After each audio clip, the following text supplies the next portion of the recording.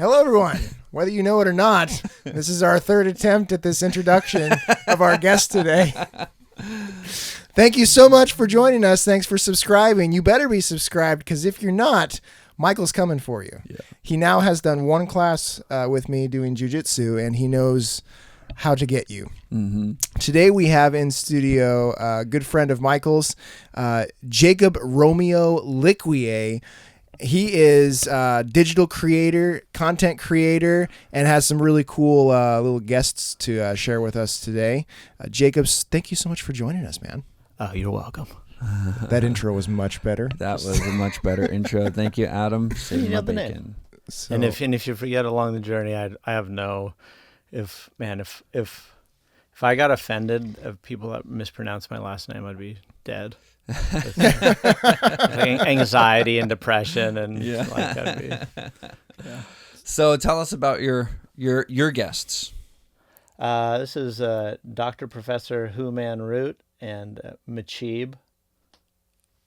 Are we actually? Yeah, we're going. Oh, we're going. Okay, I thought we were still practicing. No, dude, we're going. We're just, man, we're rolling for it. I would have put on my radio voice. I am a visual storyteller. I work in the worlds of games, animation, film, theme parks. And after work, to kind of wind down from all that work in animation, games, theme parks, visual development stuff, I do more visual development stuff after work, like any kind of creative, probably. The project I'm pitching pretty hard this year is Everyone Does Their Chores in Polyuna, which you can experience via video games and a digital comic book and character bios and the physical thing. The graphic at Polyuna.com and also available now on Amazon.com. Oh, cool. And these are, so in less so in comics, but definitely in animation, there's something called a maquette, so a sculpture of the characters so that I have reference of the characters from every angle. Oh, okay. Nowadays, probably mostly these are like 3D sculpted, digitally sculpted, and 3D printed.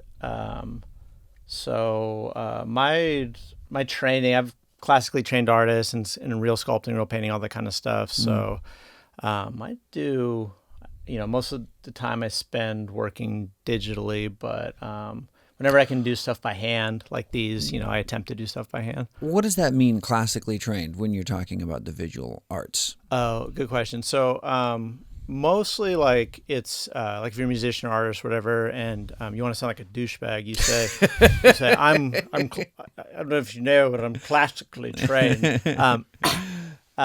So within the visual arts, I went through the kind of classic Western atelier system.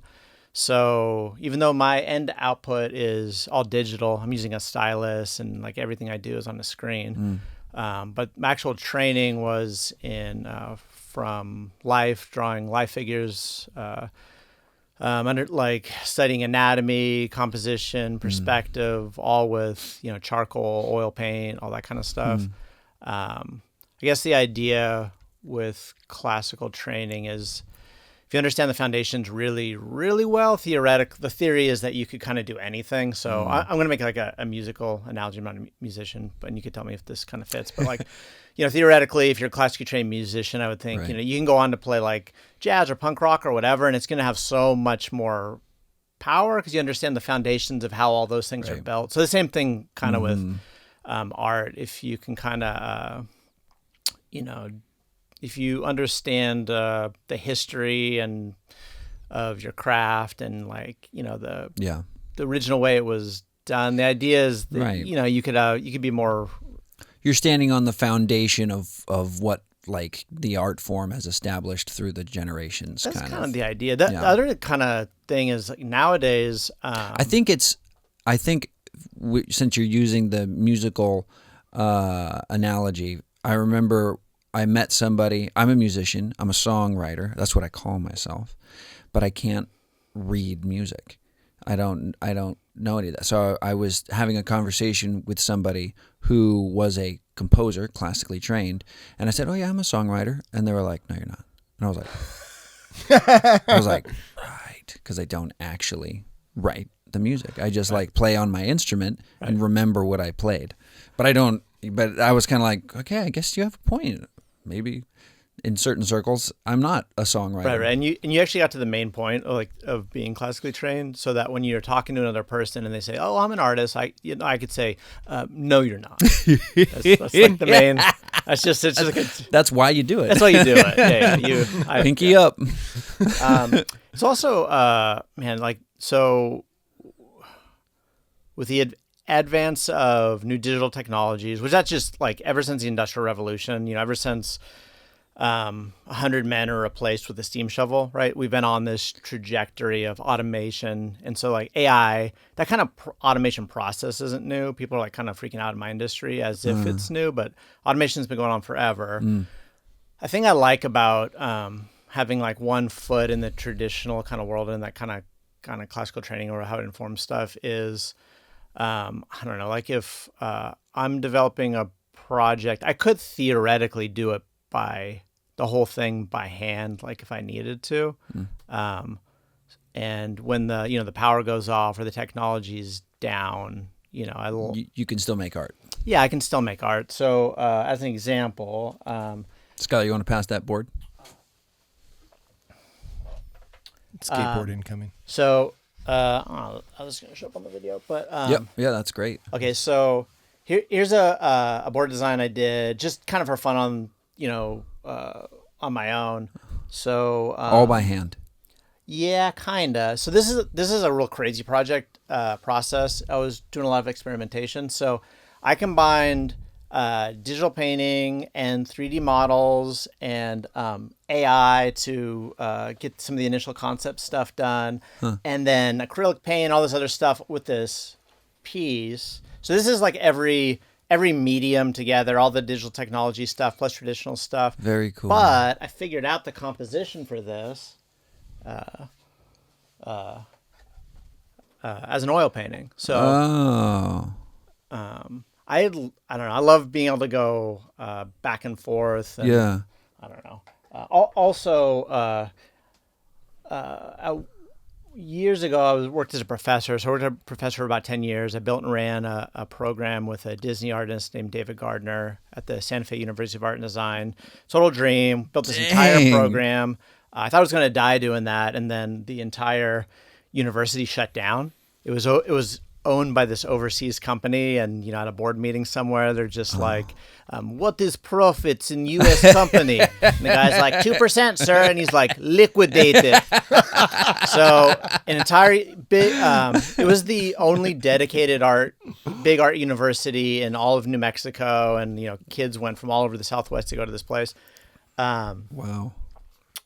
What were we talking about? You were working on that, the whole, like, a program within the university, or right. Okay, all right. Sorry. So I built this program for the Santa Fe University Art and Design. Okay. I'm trying to connect that to some of this traditional. Oh, sorry. Back to as a teacher, it's really great. So having one foot in the kind of analog world and one foot in the digital world, it's also great as a teacher. So, and I'll probably end up retiring teaching. Again, I love teaching. It's very rewarding. And being able to do the traditional stuff, be able to demo on a board or in Paint or whatever, and then also have that apply to digital stuff. It's also it's such a Gen X thing. So combining all the mediums, you mean? Yeah, I mean, I feel like, what's the greatest generation? Gen X, obviously. So, it's such a powerful generation because we span, not that, millennials don't have this too, to some degree, but it's like, my generation spans this, all this analog world, 70s, 80s, all the way into the digital world, the 90s and 2000, whatever. And, it's fun doing that, as an artist. You guys were at the height of your powers during the transition. Yeah, totally. Yeah. What else, y'all? That's awesome. I mean, a lot of people complain about new technology coming along and kind of stealing the heart and soul of an art form. Right. Kind of bastardizing it, and you forget the origins of it. I know that's happening, and I don't know if that's so much. I mean, obviously, people don't like change. People don't like change, but there's an aspect of, because I see what you're doing, and it's like so much of it is it's like an outpouring, just a natural outpouring of your heart and who you are, and you want to, it's like that little oil painting. So much of, I think, like with Adam and I, it's like, this podcast, we like the idea of it, everybody wants to be the next Joe Rogan or whatever, and have, right. Great commercial success.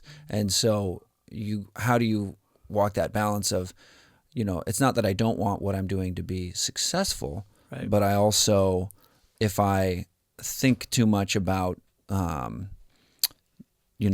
it's going to sell, that's going to really change the very thing itself, and possibly not. Yeah.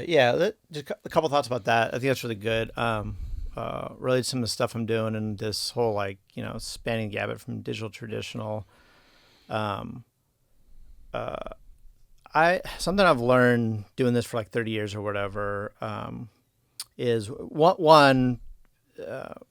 being versatile is like important, especially as technology changes. And back to being able to, maybe that's the best part about having one foot in the traditional world and one foot in the digital world, is to be able to. And I think that's kind of like a Gen X thing too, which is just like, we'll take anything, analog, digital, we're versatile, like you bring on the apocalypse, let's go. And then one thing I think about my field that I've learned over the years, to kind of like keep my soul, is, you were alluding to, is having an attitude where you're doing it for the joy of the thing. So you guys are like, you're doing this for the joy of bringing this podcast. You do it for the joy of interviewing people, how cool and important it is. Mm-hmm. If you do it so you become Seth Rogen or whatever, Joe Rogan, some Rogan, all the Rogans, you'll kind of lose your soul in the process. So like my favorite picture of this is Chariots of Fire. So great movie. So that kind of there's these two athletes. One of them kind of does it for the joy of running, and then the other, his competition, does it because he wants to get the gold medal. The guy who does it for the gold medal, he kind of loses his soul at the end of the film. And then the protagonist, there's a great line. People are like, why do you run? There's so many like bigger things you could do with your life, and you have bigger callings, whatever. And he says, God made me fast, and when I run, I feel his joy. It's like such a powerful, he's doing it for the joy of the thing. Man, to the best of my ability, I want to kind of embody that with, the work I do. That's a lot this project, my big after work project, everyone does their chores in Polyuna. Man, I like that description. My big after chores project. Yeah, it's that's what we need to start. We'll rename them podcast. After chores podcast. It's man, I'm pouring all my guts into like this thing, and do you have is this? So you gave me a copy. Is this the first? This is part one. Yeah, so is this you have more on the way? I have 6 books scripted out. So I want to talk an epic kind of like sci-fi opera, space opera with this story. But at this point, I'm doing 12 people's job on this project. So I write it, I do like the illustration work, I do the layout, the graphic design, Jeez. I do the promotion, I do, and there's also, when you get into, towards the end, there's the protagonist plays these kind of like retro video games as part of like the plot dynamic. I'm actually building the games that he plays, so you can play the games. If you go to Polyuna.com, you could play one of the games he plays, Chivalry Knight's Challenge Quest, Age of the Dragon Mage. Sorry, Chivalry Knight's Challenge Quest 4, Age of the Dragon Mage. Man, I spent 4 years actually building the game that he plays in the thing. Holy cow. If I wasn't doing this, back to the joy kind of aspect, I love world building. You Yeah. know, I'm like, what I do kind of to pay the rent by God's grace is like world build, visual storytelling. Absolutely love it. That's like when I build worlds, I feel God's joy. And if it wasn't for the joy, set before me to do this project, there's no way I could. I'm doing a studios. I'm running all the positions in a small studio to do it, and I would die if it wasn't for the, joy of the production, because it's so much work. This podcast, there's like so much setup. You guys, you don't see, but it's just like we're in a submarine bunker 10,000 feet below the water. Exactly. There's producers over here and all this. I know. Just in case the Russians find us. Yeah. Deeper.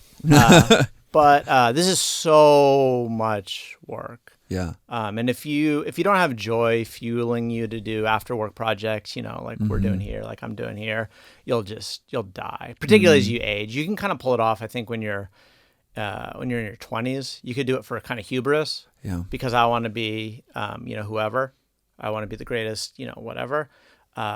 If you're running on like ego, you will, you will burn. I'm almost 50. You'll die. You will not be able to sustain it. Like, I think ultimately, I think in anything in life, particularly creative pursuits, though, the thing that has to sustain you or push you through that will make a great product, but also like help you to have healthy relationships, it has to be joy. The joy of podcasting, the joy of running, the joy of creating, Joy of painting. the Hey. Bob Ross. the joy of cooking, joy of sex. There's a lot of titles. It has to be for the joy of the product, or eventually you'll be destroyed. Right. I mean, what you'll wind up eating raw fish in a cave, mumbling riddles to yourself. That's that big analogy, like one of the big narratives in the Lord of the Rings saga. That's fascinating. Yeah. Gollum is a metaphor for an egotistical artist. Oh, totally, 100%. Or an egotistical, like whatever. Sure. Yeah. If you're doing whatever through ego, through selfish power, How can you, but as a 20-year-old, because I'm thinking about why I did music, and it was totally hubris. It was fun. It was like, oh, here's a fun thing that I know some people have become famous and wonderful for, but so much of it is at that age, you don't know why you matter outside of other people caring that you're there. Yeah. So you're kind of like, I am what they think of me. Totally. Yep. And so it's like instinctually, it's all hubris. And now, when did you? So is that how you started out? Did you always have sort of an inclination that it's not necessarily about what people think; it's about what I'm doing? No, God, no. Like, so I have a 5-year-old kid. I'm kind of shout out to John. John Lee. Yeah. So he's great. One thing I've kind of learned as a parent is, or a theory I have, is these people with all these like psychoses, like they're pathologically whatever, narcissistic, like Adam. Yeah, well, yeah. I don't want to put too fine. Skylar's over here dying behind the camera. I don't want to put too fine a point on it, but I think we were. If my wife watches, she's going to be like, "Preach, preach." You see these tendencies in people, and I'm like, oh, those weren't learned. Right. I think my kid has all those. Like toddlers are pathological. They are. I mean, they're when they go into tantrums. If they had guns in their hands, like my son, everybody would be dead. Yeah. When I tell him, you can't do whatever, or like whatever, he's like,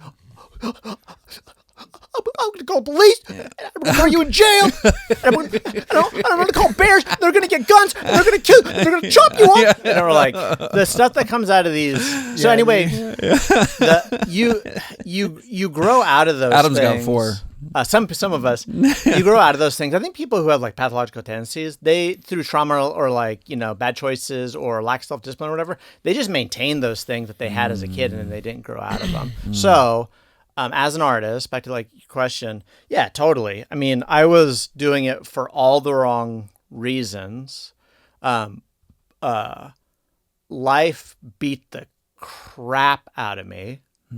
I realized like I will never underestimate anyone's ability to not give two poops about me or anything I do. Can I say poops on the radio? Is that? We'll edit it out. Your producer's yeah. looking at me like I should say. We have a bleep on tab. Yeah, so people don't care. You can do great work, whatever. People don't care, and it was just me thinking I was God's gift to. I grew up in a small town and like big fish in a little bowl and all that kind of stuff. And as I got in the world, I just realized like, oh, no one cares at all. There's always a bigger fish. Yeah, always bigger fish. I think it's a slow, and I'm still growing into this process, but it's like, oh, I have to be my biggest fan. I love this stuff. I'm so passionate about this project. I think it's so great. Yeah. I love, every aspect of it. And that has to be the thing to sustain me and not like what other people's like validation, all that kind of stuff. It is, it is not good fuel, but it is fuel. It'll keep you going in your 20s, but you will burn. Your engine will be destroyed through external validation, for sure. Yeah. Yeah. Going back to you had mentioned that a lot of folks in your industry are kind of freaked out with the AI thing coming in to do your job essentially. Yeah.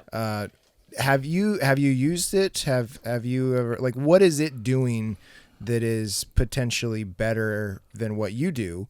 And then as a professional and other professionals in your industry, can you tell when it's AI versus when it's something that somebody has created? I mean, because we haven't used a real question since we started the podcast. All of ours are generated by AI. Yeah, I got a sense that these were probably... We say, chat, what do you think he's going to talk about? What should we ask? I got a sense you guys been dead on every time. I'm AI. Yeah, these two are generated by AI. So, yeah, here's the question you didn't ask, which I think is kind of interesting just to frame the kind of whole AI thing. So, again...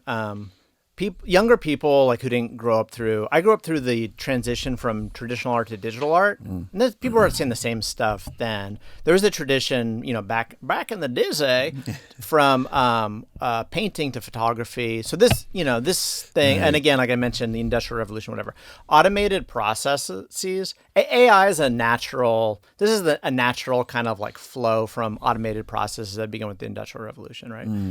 But the one thing that creatives in my field, and this is kind of an arrogance of creatives, it's like the one thing that AI, artificial intelligence, will never be able to do. They will never be able to create poetry or music or artwork. That's whole like, and they did. Yeah. And the funny thing about like the people are like getting really like mostly younger, in my opinion, kind of whiny people in my industry are like getting real like they don't got that like Gen X tenacity of being able to like go, move with the punches or whatever. Right. The thing that there's a short-sightedness, kind of an arrogance, I think that a lot of them had is these automated processes, which are ubiquitous now, have been going on for decades, but they were affecting like STEM fields, like programmers and automating like other people's jobs. And they didn't care. It's like, when they came for the whoever's, I said nothing. When they came for the gypsies, I said nothing. But then they started knocking. Now they're knocking at like creatives' doors. But this process has been going on for like a long time, and it's affected. But it's mostly been in STEM fields. So it's affected people who are doing things like programming, or if it is in art, it's like. The transition from traditional art to digital art, where now you could just fill in a shape, by clicking or whatever. There used to be somebody's job to do those kind of things. Those kind of like, but those are unimportant jobs. And now that like, and they're the digital Terminator. Nazis or like Terminators, whatever analogy you want to use, are like knocking at their doors. People are starting to freak out. So for me, yes, like if I use it, I use any tool at my disposal. So I just see all this stuff at all as tools, I don't really see any tool as, I think tools are just fundamentally tools, and you can abuse them. Like G.K. Chesterton says, we thank God for alcohol by not abusing it. right? So it's a tool. Like Yeah. alcohol is like a tool. A gun is a tool. Like AI is a tool. Whatever. There's some tools are more dangerous than others, and I think AI is like a gun, that kind of tool. It's like, well, you really figure some stuff out, take a gun safety course, be very careful, like whatever. I think it's a tool that can be misused, all that kind of stuff. As far as me personally feeling threat, I'm trying to remember all your questions. Just have you used it in your? Oh yeah. I've for multiple reasons. Oh, I'll tell you a practical reason how I use it in my field. So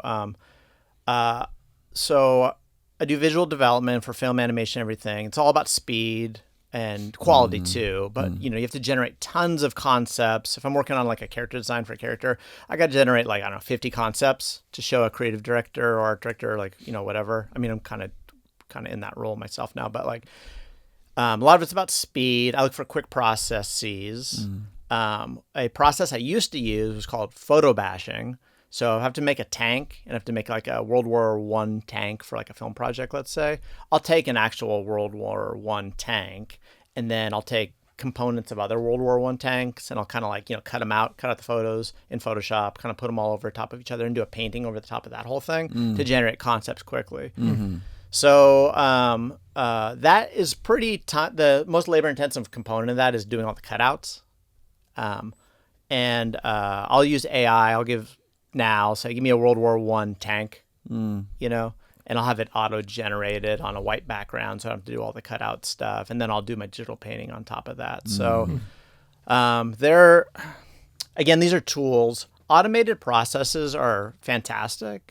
And people do jobs when automated processes happen, but individuals are also able to do much more work. So industries shrink, but also industries swell as a result of these tools.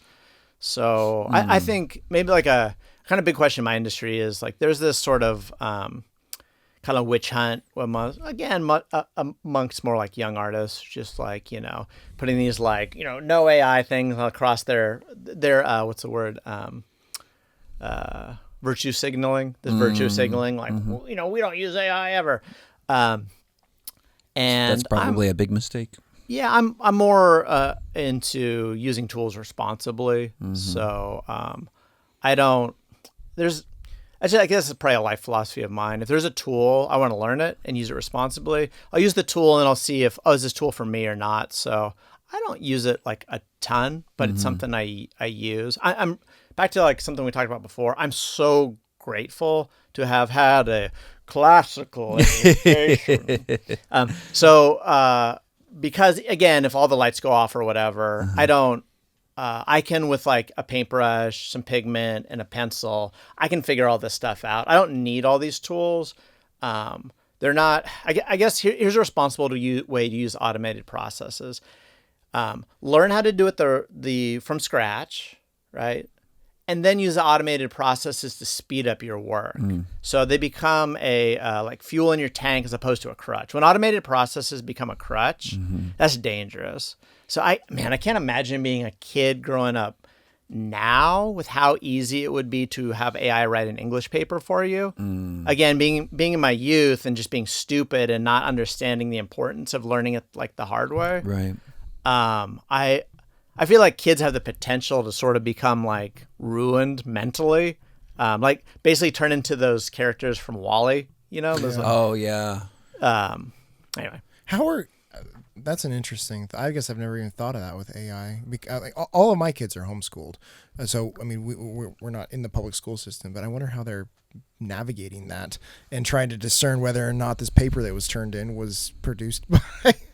Some AI. I've heard that like kind of elite sort of private schools now are sort of turning into like kids walk in, they put their cell phones away, they put their laptops away, and they're kind of doing everything. But that's like the new like elite school. Everybody has typewriters at their desk. Something. I don't know. I don't know if that's true, but that'd be awesome. I think cursive is coming back, y'all. I think the right response is always to learn tools and learn how to use them responsibly. But again, the danger with tools, I mentioned like some really dangerous ones like, alcohol, is we thank God for alcohol, but not abusing it. Some tools are easier to abuse than others. And, if you're, some of these people are being like, no AI, maybe like those people have realized that for them, if they use that tool, right, they do not have self-control and it will rule their lives, just like people do with like guns or alcohol or whatever. And it would ruin their art. Yeah. Possibly. If you analyze your life and you're like, you know what, this tool is going to like ruin me, then I think the responsible thing to do is to not use it at all. Yeah. But I think the bigger sort of like, ultimately, if you could learn to use all tools responsibly, I think you're in the best position, as an artist, writer, musician, politician, like, whatever. To be, sufficient within yourself. Totally. Yeah. Yeah.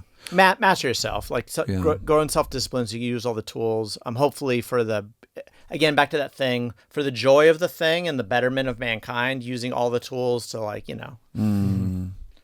So everyone does their chores in Polyuna. That's your current project. That's what you're putting all your after chore work into. But you've got a stack here of other projects that you've been, like you said before we went live, either you are responsible for in entirety or largely a large percentage. Oh yeah, you want to see tours through Sure, some of this stuff real quick? Let's do a tour. Okay, so I'll give you like try to do a 1 minute version of like my backstory. So I spent about 17 years in like post high school education. So like wow. equivalent of like 5 degrees, 2 terminal degrees. Like I mentioned, I was a professor at one point, mostly studying this like visual development type stuff. And like within that, worked at several studios, kind of spanning from like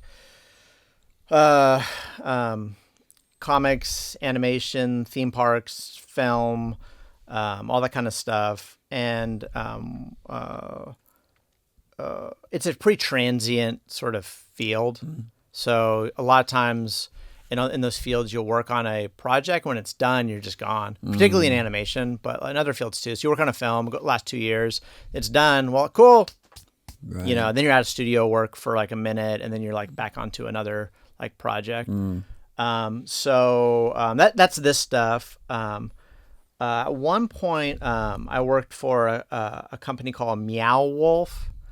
And they're worth looking up. Real crazy stuff. It's like Twilight Zone meets Disneyland meets an exploratorium.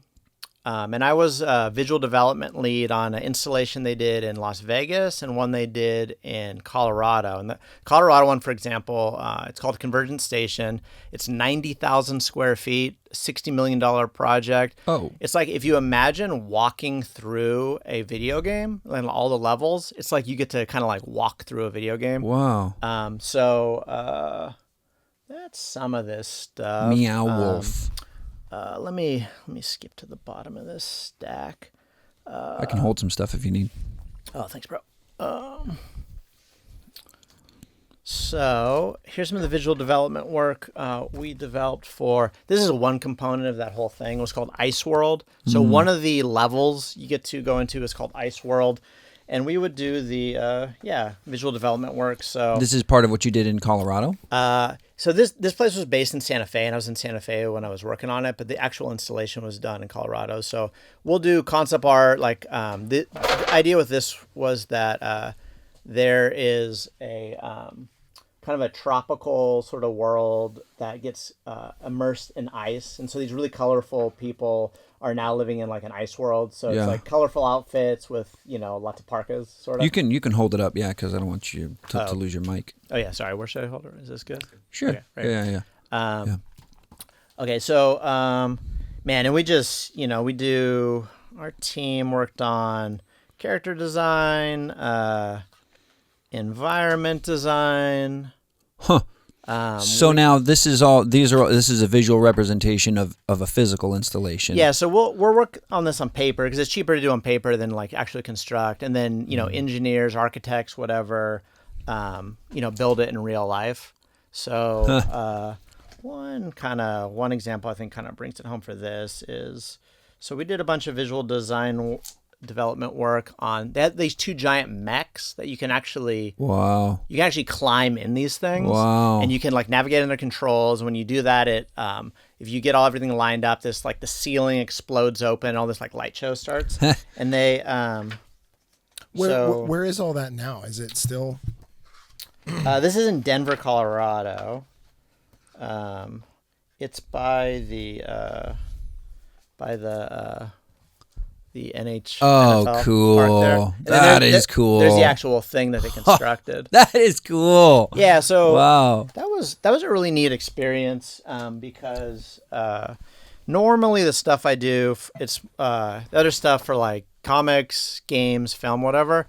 It's sort of like it doesn't exist. It just exists on the screen, and that's exciting and whatever too. But yeah, Meow Wolf was great because we would make stuff and it would actually get built. Wow. And you'd actually kind of get to experience it. Wow. I did a ton of work on another installation they did called Omega Mart. They built a grocery store, and I wrote down some of the things in the grocery store. So it's like a real grocery store. You can go buy the products, all that kind of stuff. But as you're looking at the products,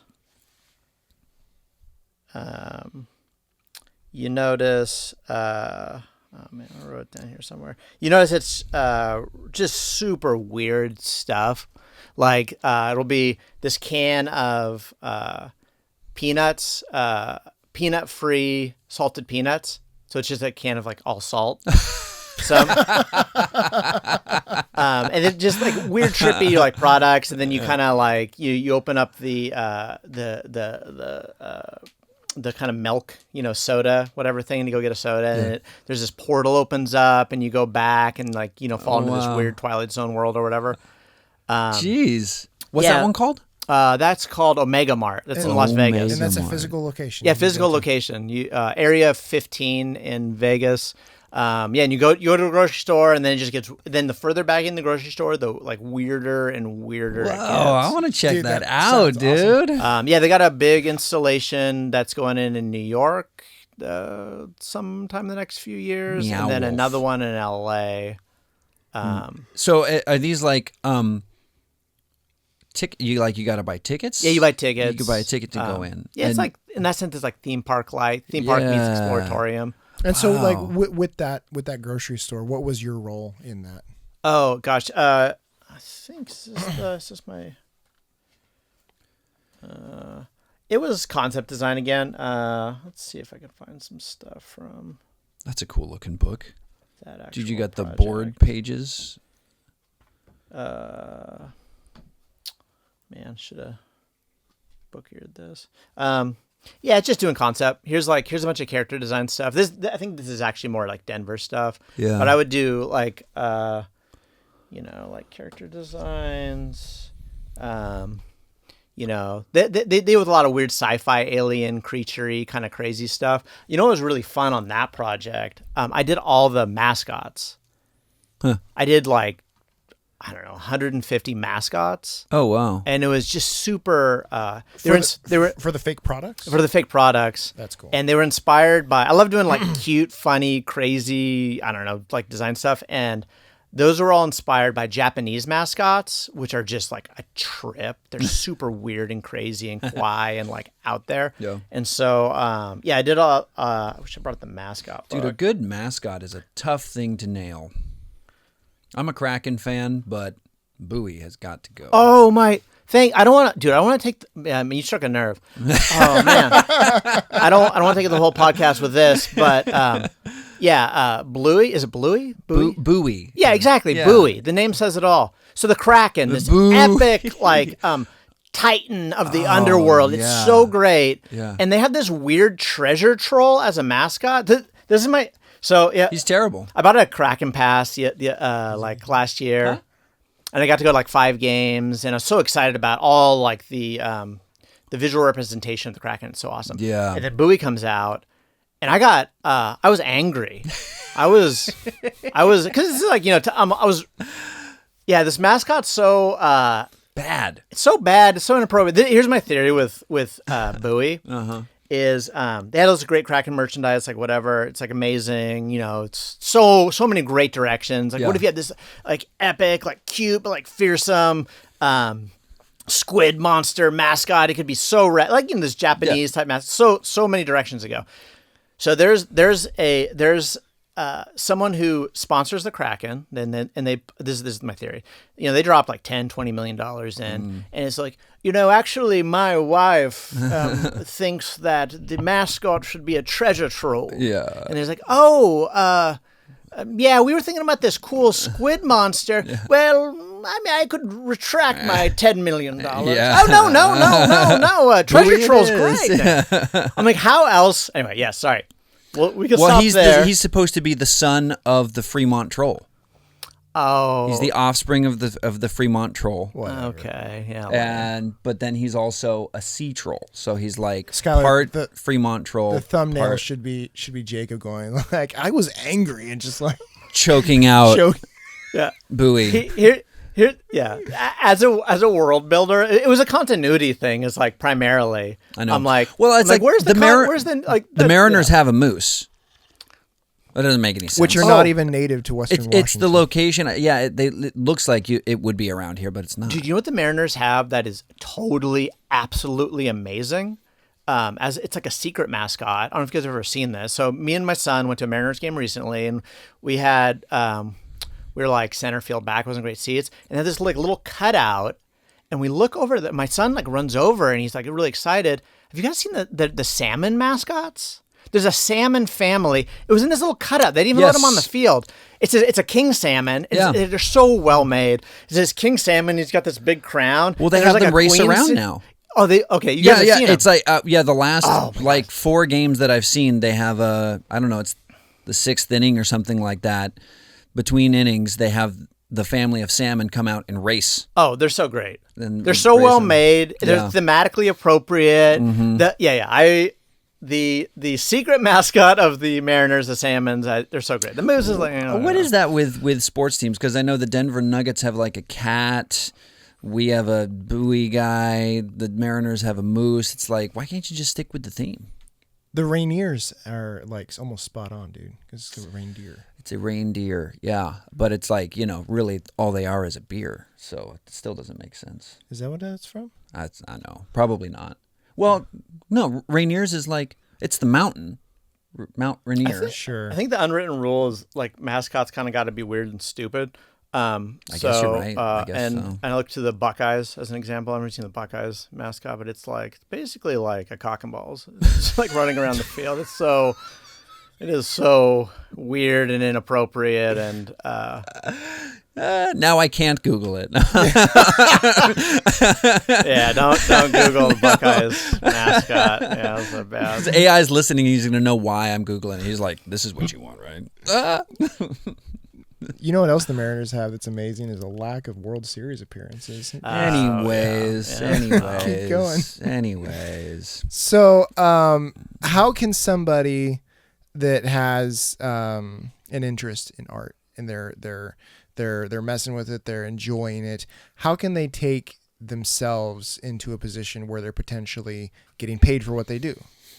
Yeah. How much time we got left? What are we doing on time? 10 minutes. 10 minutes. Okay. So I jotted this down in case this question came up.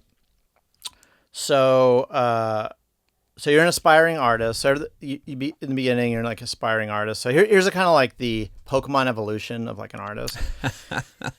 So you start as an aspiring artist, just call that an ass artist for short. You start as an ass artist. There's 3 different kinds. There's an ass artist. That means you have a job, you're a barista or whatever, and you're doing art on the side. In the end, it's like, this is mostly joke answers, but the real answer is just you got to do a ridiculous amount of work. That's mostly it. Yeah. Most people aren't willing to put in the work. That's all. That's it. Right? But you start off as an ass artist. That's part one. That's one of the options. Or you might be a broke ass artist. That means you don't have a job. You're just pouring yourself into your art. And then there's C. This is like you're a trust fund kid or whatever. Somehow you're doing art on the side. That's a rich ass artist. That's what my eventual goal is. I want to be a rich ass artist.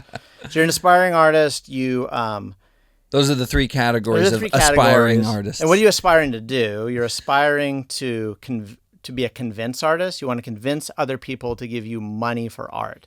So the shorthand for that is a con artist. So you start off as an ass artist, and then you're trying to become a con artist. So you're trying to convince other people through going to conventions, getting contracts. Nice. You want to be concerned with developing content in order to become a con artist. And there's 3 brands of those. There's a con artist with a big C, like the con is big and the artist is small. The funny thing is, like, it's about doing a ton of work. What I've realized as I got older, being a con artist, most of it, 75% of this, I think any field, is not about the art. It's about convincing people. It's about being political. It's about shaking hands. It's about like meeting people. It's about networking. Sales. It's sales. It's 75% of it. Dude, yes. we're 75% on the way to being working artists. What most 25% people, most people do, and it's like the 25% is the traditional training, right? Yeah, exactly. You have to work your butt off, but it's actually in the end. So you have to have the skills, which means a tremendous amount of work. But the networking in the end is more important. That's why, like, your managers and whatever always have like, in my experience, I think everyone's experience, they know kind of nothing about the actual hands-on field. They were really good at politics, and that's why they're your manager and manager's manager and all that kind of stuff. What most artists do is the con artist is they do work on the art. That part's really big, and then the con is very small. Most of it is the con. It's going on podcasts. It's like, it's networking. It's meeting other people. Most of it is the con. The con is like so important. I'm probably like kind of a con artist, meaning like the con and the artist are like kind of like equally, big or whatever. And consequently, like, I struggle in this world. It's always like, I don't have jobs lined up because you're not conning anybody. Yeah. And I mean, as much as you should. Yeah. So kind of like a lot of tongue-in-cheek. Responsible conning. Exactly. It's responsible conning. In the end, it's like two things. I think it's like any field. Your craft, you got to kill yourself on the craft, right? If I knew how much work I had to do to become like professional and competitive in this field, maybe would have like gave up in the beginning. It's like so much. But there is a man, you got to the con game, being able to like advocate kind of for yourself, be able to promote yourself, being able to on the business, not in the business. Say it again. Working on the business, not so much in the business. Yeah, exactly. If you want to scale. Totally. That's just even to get work. It's just like, in the end, the reason I think it's 75%. So right now I'm between studio jobs, and I'm making demo reels, and I'm like applying to like, jobs out there and all this kind of stuff. In the end, 9 out of 10 jobs I ever get, probably 10 out of 10. I work my butt off on promoting myself, all this kind of stuff. In the end, it's like some former student of mine who like calls me up and is like, dude, Mr. L, bro, like, my studio needs like a new, like, art director or whatever. Do you want to like do that? And then like, there's not even an interview. I'm just like, I'm already talking to like the guy in charge of the project. The paycheck just starts rolling in. Yeah, I don't even talk to HR. I just like, and it's just because I had a good connection with people. And then joking, like, say con artists, but it's really about like the connections with people. People know the connections have to be genuine. So you have to work your butt off in your craft, and you have to love other people. You have to make good connections. You have to be supportive to other people. You have to realize it's a real small world. You got to be really kind when you have opportunities. And this is stuff you don't like, when people remember you, they remember you as someone they can trust. Totally. Yeah. So it can't be fake. I think this is back to like kind of the joy of building it. Maybe in my 20s, I didn't, realize this stuff that, I thought it was a lot of hubris and arrogance and not really, connecting with other people as much as I should. And just, I worked on like, the artist side, like, I'm a serious artist. I gotta, like whatever. And, if I could tell my younger self now, it'd be, more, do more, work more in your sketchbook, do more of the work, and connect with more people, be good to people, be supportive of people in your field. Yeah. Those two things are the keys. It takes takes community, like connecting with other people. No man is an island. Loving other people, loving their work, supporting their work, and loving, like, you know, I guess that's it. Like, maybe in a nutshell, loving other people, loving their work, and loving your own work, and taking, like, that back to that joy piece. You know, having joy in your field and the thing you do, and in the work that you create, and then also the work, whatever it is, you know, you're the butcher, the baker, the candlestick maker, loving the work that you do, and celebrating your work. You know, that's kind of like the con part, like, you know, being able to promote it, and then also being able to connect and celebrate other people's work, celebrating your work and other people's work. If there was like a secret to how, like, all this stuff does, I could tell my younger self, it'd be that. Yeah, that like transcends just so many different industries. I think that a lot of people get, you know, because there does have to be that healthy balance between the con and the art. Yep. And there's so many people that they either go full in on the art and they're just really not selling themselves, or they go so far in on the con that the art completely loses out, and you're just about the money at that point. You're just about, and you lose everything. And that person may be very successful to the detriment of the art. Very, and the detriment of the very team. unhappy. That's why there's so many people in like the corporate world that just burn out, because it becomes just all about the money and not so much about the customer service. And they can say all day it's about the customer service. It's about their love for people and their love for their industry. But at the end of the day, it's not. It's for the money. And I think that's why so many people get corporately burnt out. Yeah, totally. So, like, if you focus on the art side, you won't have work, right? You have really great chops, and you'll probably be arrogant because all you do is, like, focus on yourself. Like, the eye that looks inward just sees darkness, right? Like, looking outward is where, you know, you make connections with other people. If you just focus on the con side, like you said, it'll be to the detriment of your work, and you know, again, you'll be kind of you'll wind up in like kind of you're jockeying for something else instead of doing what you are. I think that's a kind of story of like modern Western art, which is like a story for a different podcast. But I mean, you have people who are just all into the con. It's just like, you know, literally like selling cans of shit. I don't know about this, or the piss Christ, or like, you know, whatever. There's these pieces of work that are like a stick on a shelf, and then the con is that, you know, this isn't a stick on a shelf. You know, this actually is a painting, and it is a painting because I have made it a painting. Yeah. Because, you know, like whatever. Yeah. That's the con, and I think it's to the detriment of the art and the person's like soul. Yeah. It gets back to like we're be an integrated being, you know, body, mind, soul. Get all those like categories like in balance, because if you don't, you know, it'll be to the detriment of yourself and the craft and all that stuff.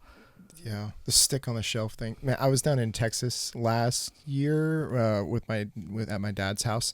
We went to so many sticks off of shelves. Well, we went to a store, and at the store out front, all the plants out front, they were selling potted blackberries, and I'm like, why in the hell would you buy blackberries? Because it's not. I mean, up here they're like this huge invasive species that overtakes everything. Down there, it's not, apparently. Right. It's like, I'm not spending money on a blackberry plant.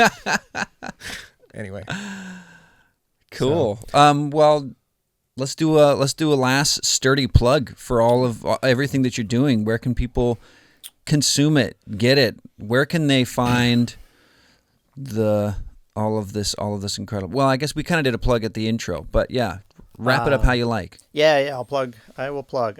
So I'll give you guys some tour dates.